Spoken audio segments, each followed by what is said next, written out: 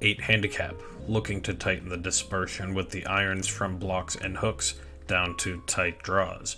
And with that type of shallowing move from the top, we're going to see how that affects what you're doing with your hands and impact position. But first, onto your setup. You can see how the toe of the club is sitting up off the ground with your hands rather low and your posture angle low from the setup position. Knee flex and alignments look okay, but I'd try to stand you up to a point somewhere about here from the setup position. Reason being, by the time you get up to the top of your backswing, you turn open and you're going to bring that spine angle a lot more upright in the first place, so you can be more consistent with your ground strikes and your club lie angle if you can start with a more upright setup. Now, as we watch this transition again, if anyone is looking for help to shallow the club, pay attention to how tight and tucked the trail elbow is to the body and how it will continue to remain tucked. That effort, alongside a pretty decent moving lower body, will have the hands shallowing and maintaining a decent angle.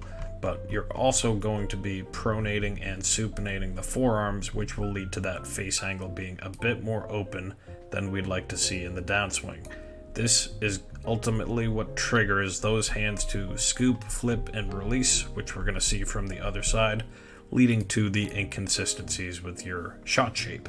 With that type of inside to out path, you have a small window to square the face between it blocking or hooking hard to the right. So if you were on a more, let's just say on plane position, crudely drawing a line here and watching the shallowness drop down, if your club path were to be more alongside the line and less dropped with that shallowing move, you may have a more square face and you'd certainly be more on plane, opening up a greater window for club face control and deviation of shot shape.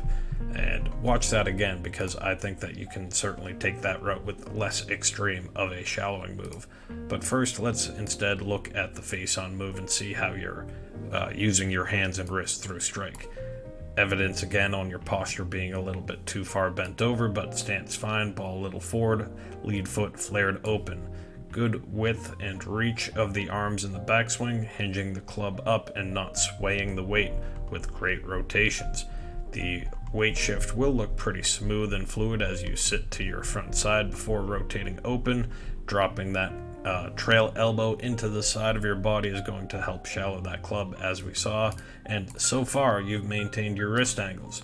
But at this point your body is starting to recognize that the face is a little open and it's got to do something to close it, and this is where you're going to start throwing that angle away, only because you have to square the face.